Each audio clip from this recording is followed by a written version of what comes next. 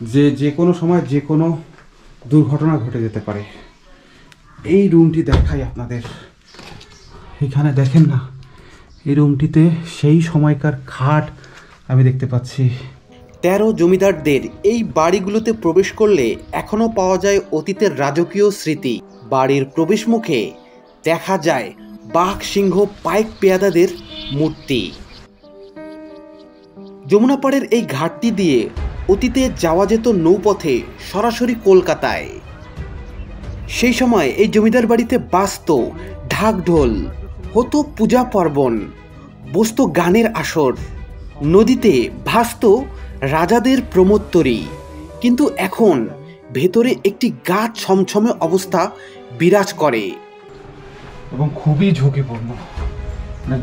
এখানে একটি ঘাট দেখা যায়, এই যে দেখেন এই ঘাটটি হয়তোবা জমিদারি আমলের অনেক জমিদারদেরই এখানে সৎকার করা হয়েছিল এই শ্মশানটিতে। তো এখন এই জায়গাটি একেবারে নীরব, শুনশান। বলছিলাম পাবনার 13 জমিদার বাড়ির কথা। সকাল সকাল রওনা দিলাম পাবনা বাস টার্মিনাল থেকে বেড়া উপজেলার দিকে। সিএনজিতে করে রাস্তার প্রাকৃতিক সৌন্দর্য দেখতে দেখতে আমরা ছুটে চলেছি। যেতে পথে চোখে পড়ল ছোট বড় খালবিল। একটু এগোতেই চোখে পড়ল যমুনা নদীর একটি শাখা। মনে মনে ভাবছি আমরা প্রায় চলে এসেছি বেড়া উপজেলায়। এটি হচ্ছে বেড়া বাজার। এখান থেকে আবার একটি সিএনজি নিলাম। এখন গন্তব্য হচ্ছে বেড়া উপজেলার হাটুরিয়া নাকালিয়া ইউনিয়নের দিকে।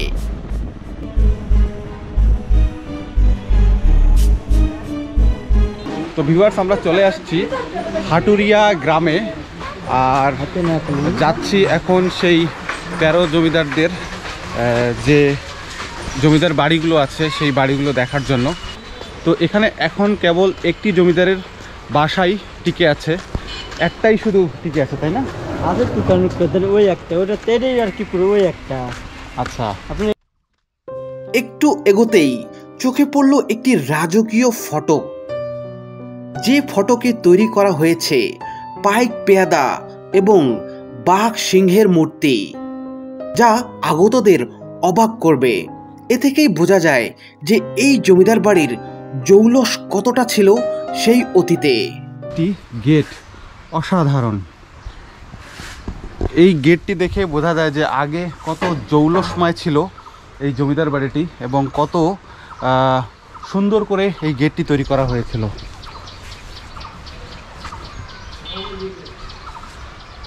তো পুরাটাই ভেঙে গেছে, গেটের মধ্যে আরো অংশ ছিল, তাই না? আমরা ছোটবেলায় খেলছি এইরকম একটা বেঁকে অংশ ছিল মুড়ো। ও আরো অংশ ছিল। উপরে উঠে খেলছি। চলুন এবার এগিয়ে যাই সেই 13 জমিদার বাড়ির ধ্বংসাবশেষগুলোর দিকে।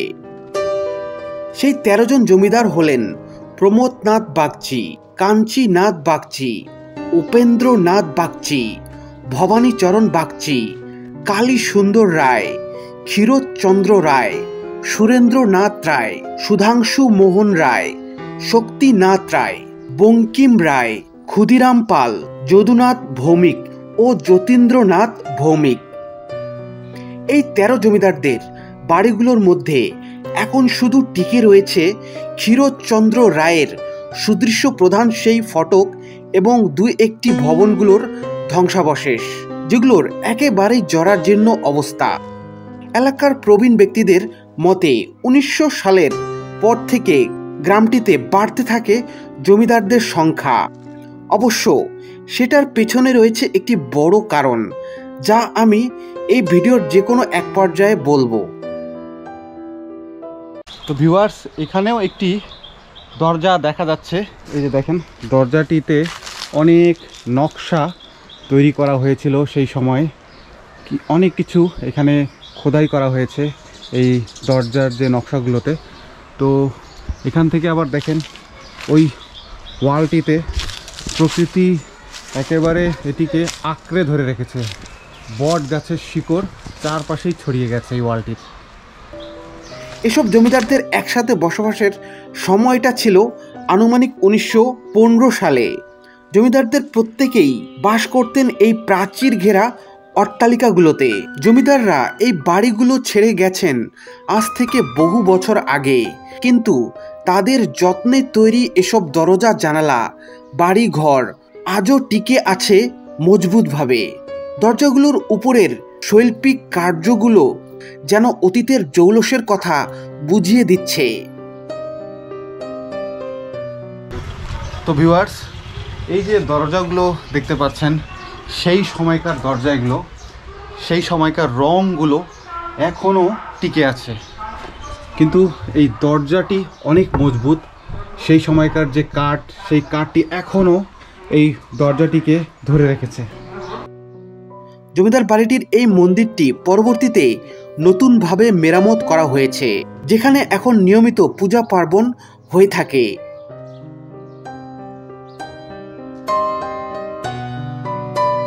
অর্পিত সম্পত্তি হিসেবে ইজারা নিয়ে সেখানে এখন বংশ পরম্পরায় বসবাস করছেন একটি পরিবার। জানা যায় অট্টালিকার এক স্থানে নির্মাণকাল 1911 সাল এবং নির্মাতা হিসেবে ক্ষীরোদচন্দ্র রায়ের বাবা উমেশচন্দ্রের নাম খোদাই করে লেখা ছিল। সেখানে বসবাসরত এই পরিবারটির অনুমতি নিয়ে প্রবেশ করলাম সেই ঝুঁকিপূর্ণ ভবনগুলোতে। জানা গেছে এখানে সুপরিসর একটি জলসা ঘর ছিল। হল রুমে নাকি ছিল ক্ষীরোদচন্দ্র রায়ের পূর্বপুরুষদের ছবিগুলো নষ্ট হয়ে গেছে। সেই জলসা ঘরটিও প্রায় জরাজীর্ণ। চলুন ঘুরে আসি ভেতরের অংশগুলো থেকে।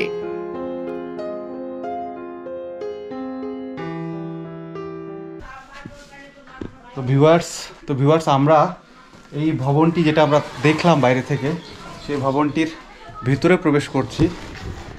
খুবই ঝুঁকিপূর্ণ জায়গা। আসেন দেখি ভিতরে এখন কি অবস্থা। দেখেন না, একেবারে নিচের যে মেঝেগুলো ছিল সেগুলো ধসে গেছে। এপাশ দিয়ে একটি সিঁড়ি আছে, সিঁড়ি দিয়ে উপরে ওঠা যায়, সেদিকে পরে যাচ্ছি। আগে এই পাশে দেখি সেই 13 জমিদারদের এক জমিদারের এই বাসাটির এখন কি অবস্থা।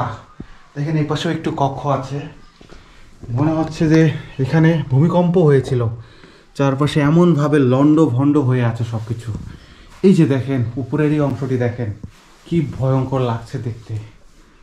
এখানে যে উপরের সিলিংটি সেটি এমনভাবে ভেঙেছে, মনে হচ্ছে যে কোনো ভূমিকম্প খুব সম্প্রতি হয়েছিল।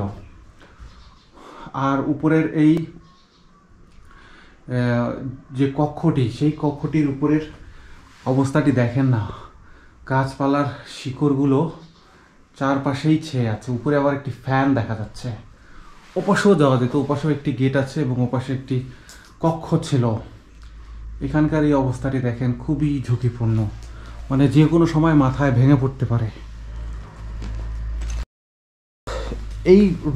এই কক্ষটির এই ভয়াবহ অবস্থা দেখে একটু ঝুঁকি মনে হচ্ছে যে আমি উপরে যাব কি না।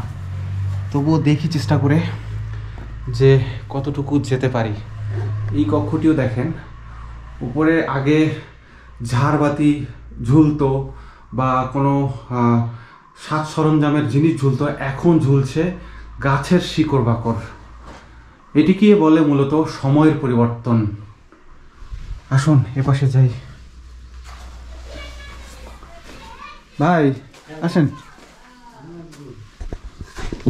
তো আমরা এখন এই সিঁড়ি দিয়ে উপরে ওঠার চেষ্টা করব, দেখি কতটুকু ওঠা যায়। খুবই ঝুঁকিপূর্ণ জায়গাটি, দুর্মুড় করে ভেঙে পড়তে পারে।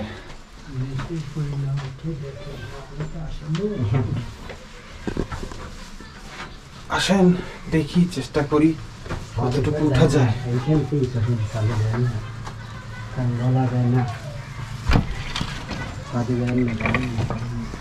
ভিউয়ার্স, এই পর্যন্ত নেই আমি উঠতে পারলাম। এখান থেকে ওই পাশের ভবনগুলোতে যাওয়া খুবই ঝুঁকিপূর্ণ, কারণ ওখানে যে অবস্থা দেখলাম নিচ থেকে, সেটা দেখে আর সামনে যাওয়ার সাহস আমি পাচ্ছি না। খুবই ঝুঁকিপূর্ণ জায়গা। তো এই যে সিঁড়ি দিয়ে আমি আসলাম, খুবই সংকীর্ণ এই সিঁড়িটি এবং খুবই ঝুঁকিপূর্ণ, মানে যে কোনো সময় ধুরমুর করে নিচে আমি পড়ে যেতে পারি। তো এই ছাদটি আসলে অনেক দিন থেকে পরিত্যক্ত। এখানকার যে লোকজন বলছেন যে ছাদে ওঠা একেবারে নিষেধ, গেলে নিজের ঝুঁকিতে যেতে হবে। তো ওনারা মানাই করছেন, আমি তাও একটু দেখতে আসলাম, আর উপরে ওঠা যাবে না। তো নেমে যাই এখান থেকে। তো এই ছিল এই যে ভবনটি দেখলাম, সেই ভবনের ছাদ এটি ছিল। দরজাগুলো এবং জানলাগুলো আস্তে আস্তে খুলে পড়ছে।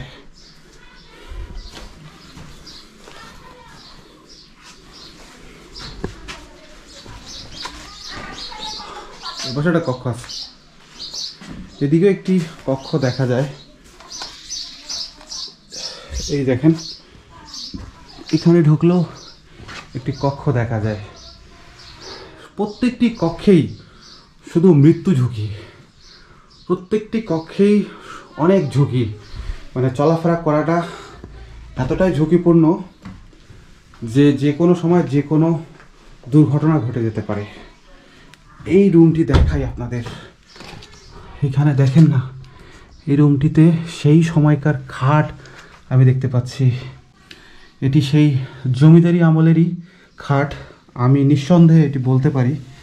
দেখেন এই জমিদার বাড়ির সেই পুরনো খাটটি এখনও তার শেষ চিহ্নটুকু নিয়ে এখানে আছে। অনেক ডিজাইন করা হয়েছিল এই খাটটিতে। ওখানে আবার একটি আয়না দেখতে পাচ্ছি খাটের মধ্যে। এই ওয়ালটি দেখেন, এই ওয়ালটি দেখলে ভেতরে প্রবেশ করার যে ইচ্ছা সেটি আর থাকবে না, কারণ খুবই ভয়ঙ্কর লাগছে এই ওয়ালটিতে, এই শিকড়গুলো। এই খাটটি এখন ভেঙে গেছে পুরাটাই, দেখেন পুরাটাই ভেঙে গেছে। তো কত প্রাচীন সেই খাট, আজ থেকে প্রায় 100 বছর পুরনো এই খাটটি এখনও যে টিকে আছে, এটি অবাক করার বিষয়। তো এখান থেকে বের হয়ে যাই। প্রত্যেকটি কক্ষই যেন কেঁদে কেঁদে অতীত ইতিহাস ব্যক্ত করার চেষ্টা করছে। এই জমিদার বাড়ির একজন নামকরা পেয়াদা ছিলেন, যার নাম লোকমান। তার মতে জমিদারদের মধ্যে সবচেয়ে প্রজা বৎসল ছিলেন জমিদার প্রমোদনাথ বাগচি এবং প্রজা পীড়ক ছিলেন যদুনাথ ভৌমিক। তবে এক গ্রামে এতজন জমিদার থাকলেও তাদের মধ্যে দ্বন্দ্ব সংঘাত কখনো হতো না। তো ভিউয়ার্স, আমরা যে ভবনটির উপরে উঠেছিলাম, এটি বাইরে থেকে সেই ভবনটি।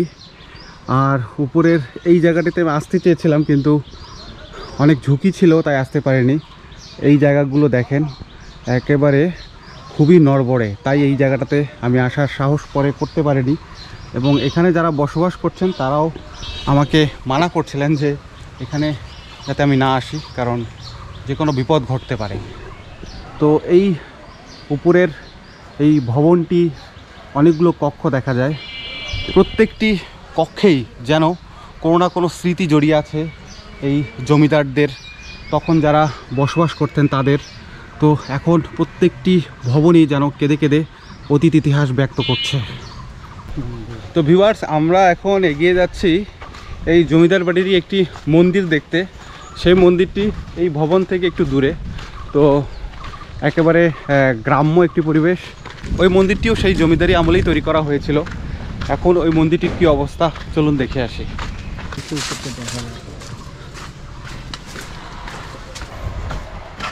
তো এখান থেকে মন্দিরটি দেখা যাচ্ছে, ওই যে সামনে দেখেন।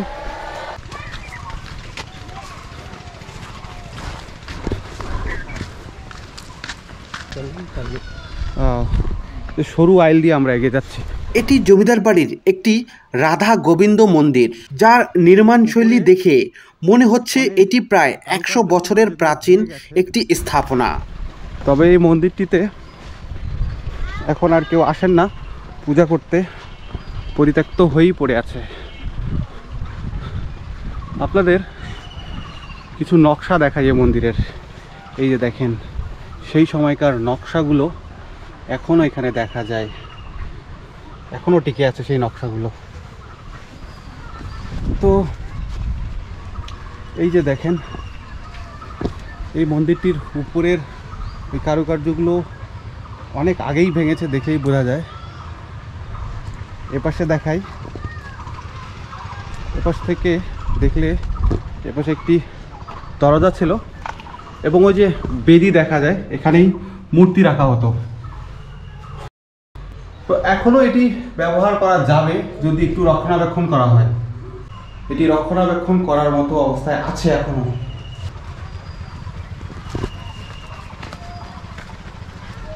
এপাশে একটি জানালা দেখা যায়। তো এই ছিল এই জমিদার বাড়ি সংলগ্ন রাধা গোবিন্দ মন্দিরটি, যা প্রায় শত শত বছর ধরে পড়ে আছে এভাবে পরিত্যক্ত অবস্থায়। লাস্ট কবে পূজা হয়েছিল জানেন কিছু? না, বলতে পারবো না। এটা মানে আর কেউ আসে না পূজা না, করতে? আমরা আমাদের জ্ঞানে দেখিনি। দেখেন নাই? মানে জমিদাররা চলে যাওয়ার পর থেকে এভাবে করে আর কি পরিত্যক্ত অবস্থায় আছে। তো ভিউয়ার্স, আমরা এখন যাচ্ছি আরও দুটি ভবন দেখার জন্য, ধ্বংস হয়ে যাওয়া। সেটিও এই ভবন থেকে খুব কাছে অবস্থিত। এখন আসলে বোঝার উপায় নেই এখানে যে 13 জমিদাররা বসবাস করতেন, তাদের বাড়িঘর ছিল, চারপাশে নতুন বসত ভিটা হয়ে গেছে।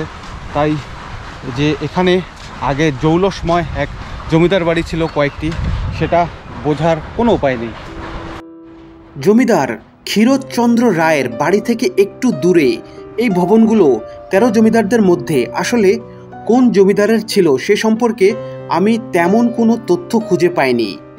এটিও পূর্ণাঙ্গ বাড়ি ছিল। ভেতরের বিভিন্ন স্থাপনা দেখলে আপনারা সেটি বুঝতে পারবেন। দ্বিতল ভবনের এই স্থাপনাগুলো একেবারে ধ্বংসের শেষ প্রান্তে। বহুকাল ধরে উপরের ভবনগুলো এভাবেই ফাঁকা পড়ে রয়েছে।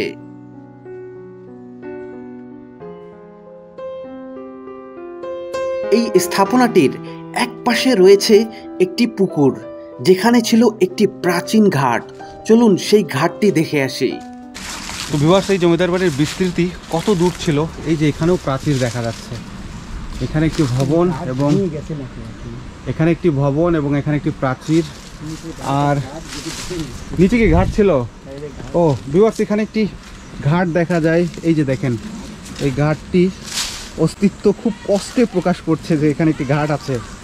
এই যে দেখেন ঘাটটি, অনেকগুলো সিঁড়ি ছিল এই ঘাটের, নিচে নামা যেত, পুকুরটিও শুকিয়ে গেছে। এই যে এখানে বসা যেত, এখন এগুলো জঙ্গলের মধ্যে ঢেকে গেছে। তো এটি খুবই জরাজীর্ণ অবস্থায় পড়ে আছে এই ঘাটটি। তো ভিউয়ার্স, এই প্রাচীন ঘাটটিতে জমিদাররা কতই না সময় পার করেছিলেন। এখানে হয়তোবা তারা এসে মাছ ধরতেন, গোসলের কাজটি করতেন, বিকেলবেলা হয়তোবা এখানে এসে একটি সময় পার করে দিতেন এখানেই বসে। এবং এখানেও একটি বসার জায়গা দেখতে পাচ্ছি। কিন্তু সেই জৌলসময় ঘাটটি এখন একেবারে জরাজীর্ণ অবস্থায় বহুকাল ধরে এখানে পড়ে আছে। আস্তে আস্তে এটি বিলীনের পথে।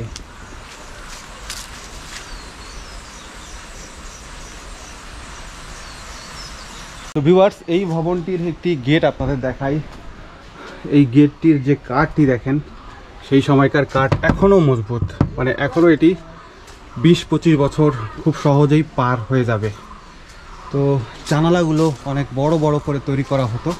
এখন উপরের ছাদটিও ভেঙে গেছে, সব খসে পড়ছে প্লাস্টারগুলো এবং ইটগুলো। এখন আমরা এই ভবনটির যে উপরের অংশ আছে সেখানে ওঠার চেষ্টা করব। তো ভিউয়ার্স, আমরা এই যে ভবনের উপরে ওঠার চেষ্টা করছি। এখান দিয়ে একটি সিঁড়ি চলে গেছে। এই সিঁড়িটি মোটামুটি ভালো। আমরা এর আগে যে ভবনটিতে উঠলাম সেই ভবন থেকে কমসে কম এই সিঁড়িটি আমি ভালো অবস্থায় পেয়েছি, এবং ভবনটিতে উঠেও খুব একটা ঝুঁকি মনে হচ্ছে না। এখানে দাঁড়ালে, এই যে দেখেন, এখানে দাঁড়ালে ওই সামনে ওই ভবনটির ছাদ দেখা যায়, এবং এপাশে আসলে এখানে একটি ছাদ দেখা যায়। দেখেন না, এই মেঝেতেও, এই ছাদের উপরেও গাছের শিকড় বাকড় কীভাবে দেখতে পাচ্ছি। চারপাশেই এই ছাদটিকে গ্রাস করে ফেলছে। ফাটল ধরেছে চারপাশে, এই যে দেখেন এখানে আসলে হাঁটা চলা করা খুবই ঝুঁকিপূর্ণ।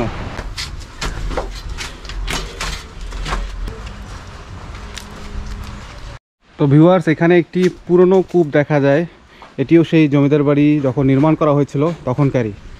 তো আপনারা লাস্ট কবে পানি দেখছেন এখানে? হ্যাঁ, তা তো মনে কর 15 বছর 20 বছর এরকম। আমি দেখি নাই কি এখানে 15 বছর মানে পানি টানি দেখেন নাই, না, ব্যবহার করতে দেখেন নাই? না, এখানে আমি দেখি নাই ব্যবহার করতে। 15 বছর হয়েছে না, 15-20 বছর আগে পানি উঠাইছে, আমরা দেখছি ছোট সময় আসছি। আপনি দেখছিলেন পানি উঠাইতে? পানি ছিল খাওয়ার মতো পানি? খাওয়ার মতো পানি আসলে ধরো লাশে ভালো হইলো না আসে যে। ও, জমিদার বাড়ির ভবনগুলো দেখার পর আমি এখন এগিয়ে যাচ্ছি সেই ঐতিহাসিক যমুনা পাড়ের ঘাটটির দিকে। বলা হয় সেই ঘাটটি দিয়ে জমিদাররা ব্যবসা বাণিজ্যের জন্য স্টিমারে করে কলকাতা পর্যন্ত যেতে পারতেন, এবং কলকাতা থেকেও অনেক ব্যবসায়ীরা এই গ্রামটিতে আসতেন, এই জমিদারদের সাথে দেখা করতে আসতেন। মানে সব মিলিয়ে তখন এই গ্রামটি একটি বিশাল বাণিজ্য কেন্দ্র ছিল। তো সেই ঘাটটি এখন কি অবস্থায় আছে সেটি দেখতে যাচ্ছি। জমিদার বাড়ি থেকে একটু দূরে জমিদারদের প্রাচীন শ্মশান ঘাটটি অবস্থিত। যমুনা পাড়ের ঘাটটি দেখতে যাওয়ার পথেই সেটি দেখা যায়। জনবসতি থেকে দূরে এই ঘাটটি একেবারে জনমানবশূন্য ছিল সেই ভর দুপুর বেলায়। তো এটি হচ্ছে সেই জমিদারদের আমলের একটি শ্মশান, প্রাচীন শ্মশান। এখানে সৎকার করা হতো মৃতদেহ। তো এখনও এটি ব্যবহার করা হয়, এখানকার স্থানীয় হিন্দু ধর্মাবলম্বীরা এটি ব্যবহার করে থাকেন। এখানে একটি কালী মন্দির আছে, উপরে লেখা আছে শ্রী শ্রী সর্বজনীন শ্মশান কালী মাতা মন্দির। এখানে মূর্তি আছে। তো এইখানেই পোড়ানো হয় মৃতদেহ, এবং সামনে বিশাল একটি মাঠ দেখতে পাচ্ছি আমি। সামনে বিশাল একটি ধান ক্ষেতের দৃশ্য দেখা যায়। তো এখনও এটি ব্যবহার করা হয়। হয়তোবা জমিদারি আমলের অনেক জমিদারদেরই এখানে সৎকার করা হয়েছিল এই শ্মশানটিতে। তো এখন এই জায়গাটি একেবারে নীরব, শুনশান, কোনো মানুষ নেই, আমি একাই এখানে। এবং দেখেন এখানে একটি প্রাচীন গাছ দেখতে পাচ্ছি। আর এই জায়গাটিতে হয়তোবা এই জায়গাটিতেও মৃতদেহ পোড়ানো হয়, এবং এখানে অনেক কিছু সাজিয়ে রাখা হয়েছে। এই যে এটি একটি বট পাইকরের গাছ হতে পারে, মানে হয়তোবা বট গাছ, নাহলে পাইকরের গাছ। তো এই ছিল একেবারে জনবসতি থেকে দূরে এই শ্মশান ঘাটটি। তো এখান থেকে বের হয়ে যায়, আমার ভ্যান যেহেতু অপেক্ষা করছে, আর আমাদের সেই প্রাচীন ঘাটটিতে যেতে হবে যমুনা পাড়ের।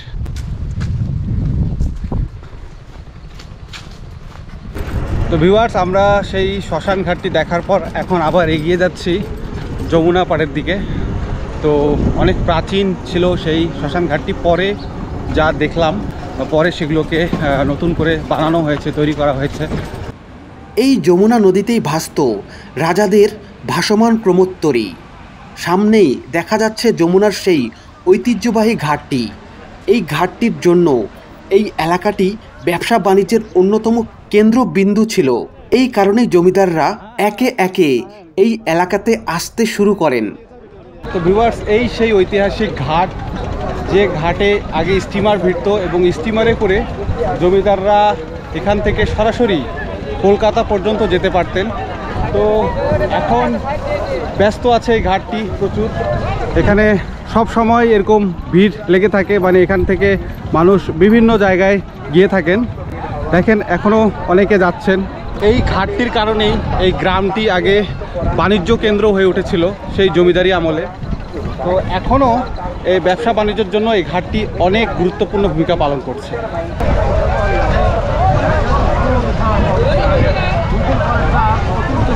তো কত পুরাতন ঘাট এটা? এটা আপনার 100 বছরের উপরে হবে। মানে জমিদারি আমল থেকে এটা ব্যবহার করা হচ্ছে। নাকালিয়া বাজার অনেক কাম। দাদা আপনি জানেন এখান থেকে কলকাতা যাওয়া যেত আগে? হ্যাঁ, এগুলো শুনছি মুরব্বিদের কাছ থেকে। মানে আগে এখান থেকে এখানে স্টিমারে করে কলকাতায় যাওয়া যেত সরাসরি, জমিদাররা যেতেন। জমিদাররা 1950 সালে জমিদারি প্রথা বিলুপ্ত হলে এই জমিদাররা একে একে ভারতে চলে যান। তারপর থেকে এই এলাকাটির জমিদার শূন্য হয়ে পড়ে। পাবনার এই 13 জমিদার বাড়ি সম্পর্কে কোনো তথ্য জানা থাকলে তা অবশ্যই কমেন্ট বক্সে জানাতে ভুলবেন না।